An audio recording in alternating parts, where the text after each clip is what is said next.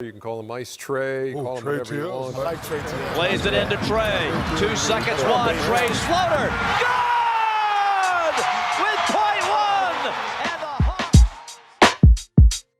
The disrespect to Trey Young has gotten out of hand. I really wasn't aware he was looked at with so much pessimism from people whose opinions I value up until recently.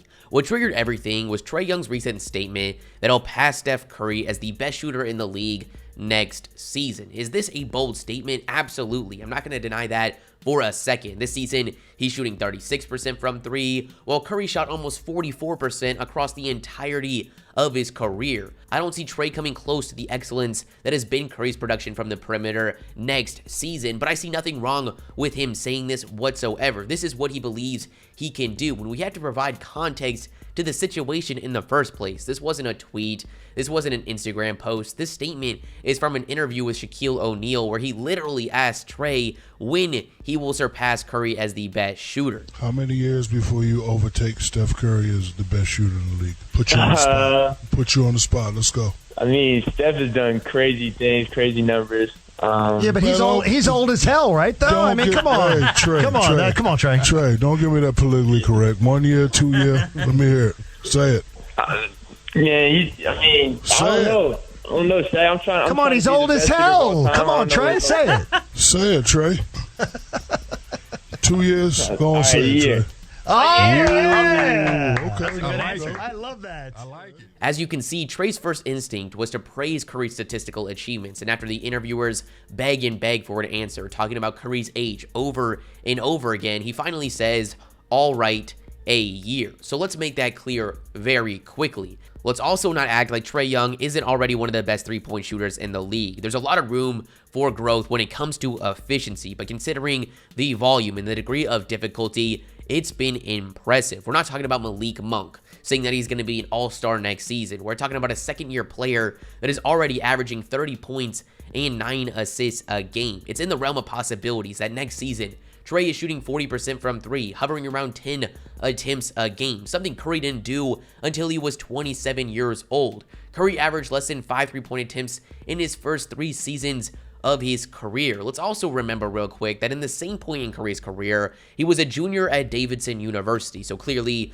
not the same level of competition Trey is faced with currently, and funny enough, he wasn't shooting 40% from 3. Now, is it the one and only season in his college or professional career where he didn't do this? Yes, but nonetheless, he shot 38.7% from 3, 2.6% better than Trey right now. But moving away from just this statement that he'll be a better three-point shooter, as a second-year player in the NBA, remember, older than Trey Young, Curry averaged 19 points, 5 assists, shooting 49% from the field and 46% from 3. Incredible. But because of how much more Trey can get to the free throw line, in fact, he goes to the free throw line 9.3 times a game on average, where Curry's career high is 5.9 a game. Their true shooting percentage in their respective second seasons is pretty much identical. Now, I'm not trying to make the case that Trey is having a more efficient or just as efficient season as Curry did in his second year. There's just not too much to complain about. So if you want to criticize Trey's game in the state that it is right now, that's fine.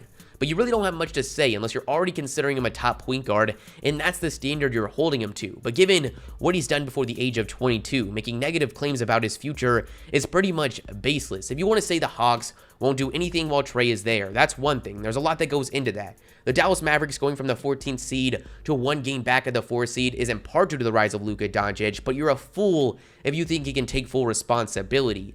Assuming Trey won't win anything significant in the NBA is nothing more than a personal opinion backed by nothing but a personal opinion. Second year, 19-point-a-game Curry wasn't looked at as a future face of a 3-time championship team. Trey's most likely going to be in the league for the next decade. His game isn't perfect right now. He's got turnover problems. I think he likes the assist stat more than actually playmaking. We want to see the efficiency go up, and obviously defense isn't and probably will never be there. But we have a 21-year-old all-star starter that has a skill set everyone is looking for in the modern game, but yet we still try to find something to criticize. Today I'm hanging out with Devin Booker of the Phoenix Suns. Look out! Oh, man! Devin Booker. Booker got it at the buzzer! Devin Booker has done it! I have to have Devin Booker on here. Now, I don't necessarily think that Trae or Booker are underrated by the NBA community as a whole, more so just the non-casual community. Devin Booker's on here solely because of the common statement that he can't win. Now, this statement is obviously based on the fact that the Suns haven't come close to the playoffs since he's been drafted, but I just can't understand why it's a consistent knock. We have to look closer at this whole situation.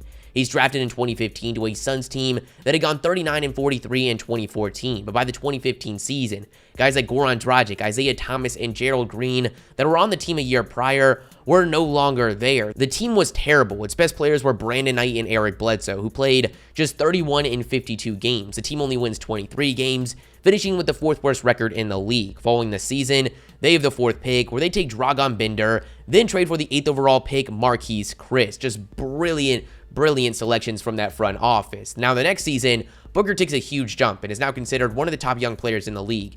He's averaging over 22 points a game, shooting 36% from 3.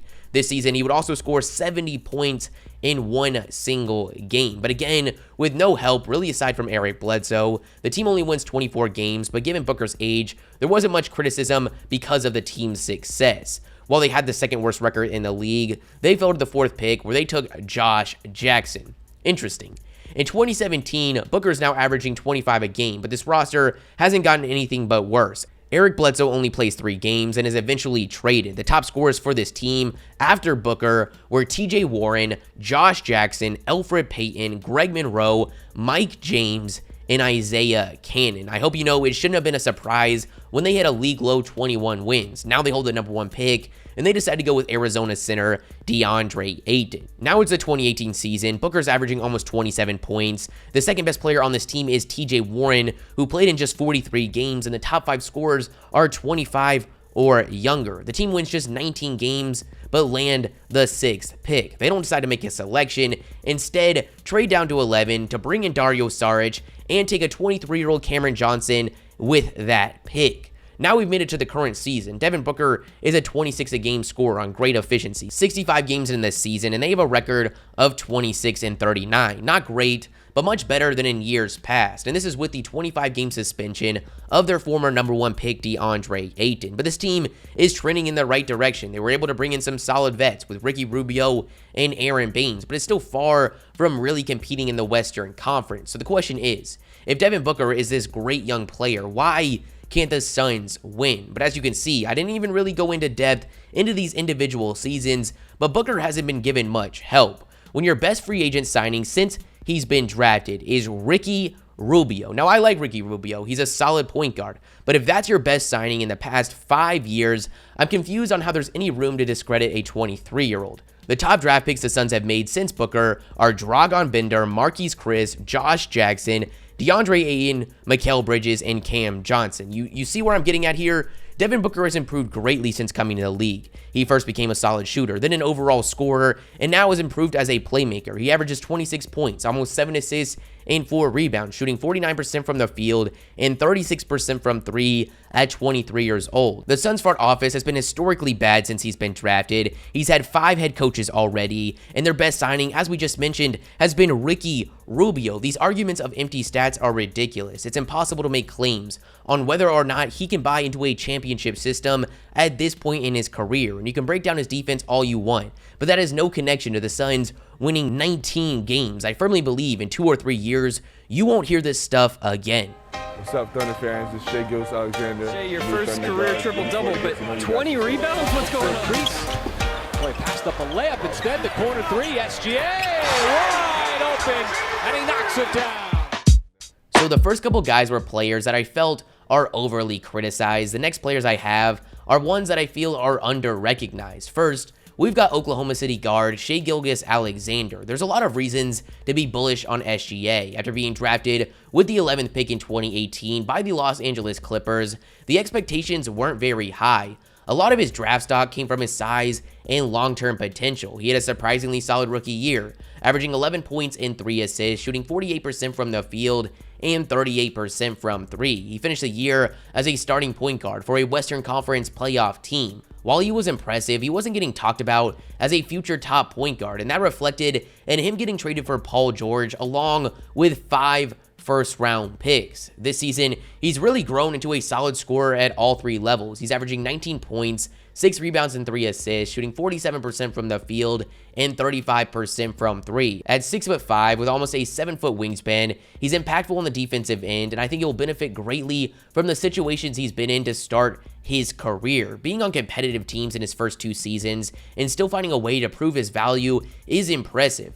I think he has a lot of development left as a playmaker that's been halted to a degree, playing the shooting guard position with Chris Paul in Oklahoma City, but he's a 6'5" point guard that's proven his ability off ball, has ideal size for a combo guard. I'm confident in his ability to run this team's offense going forward, and there's nothing to complain about on defense. He's not an elite shooter at this point, but comparing him to a lot of the top young guys that live in the headlines, he has just as much, if not more, upside and flat out deserves more attention.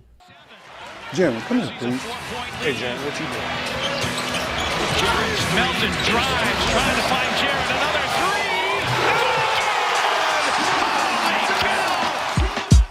three. When the Grizzlies drafted Jaren Jackson Jr. with the 4th overall pick in 2018, they thought they were getting a 6'11" forward with a 7'5" wingspan who could be an anchor for them on the defensive end and a decent floor spacer. I think it's safe to say, with what we've seen from Jaren so far, he's exceeded those expectations. On the defensive end, he's been as advertised. He's proven his versatility. He's proven himself as a rim protector, and once he gets his fouls under control, which right now limits his time on the court, he's going to be one of the most feared defenders over the next decade. Foul trouble is a common problem for young players, even future Defensive Player of the Year winners. Through his first 2 seasons, he's averaging 5.2 personal fouls per 36 minutes. It's a concern, but I don't necessarily feel it's a long-term worry. I think another step in his development is strength. I think going into the future, it's going to be important for him to be able to switch between the 4 and the 5 spot, considering the direction the league is heading. But when those are your top concerns for a player that isn't even 21 years old, has Defensive Player of the Year potential, and is practically a 7-footer, averaging 17 points,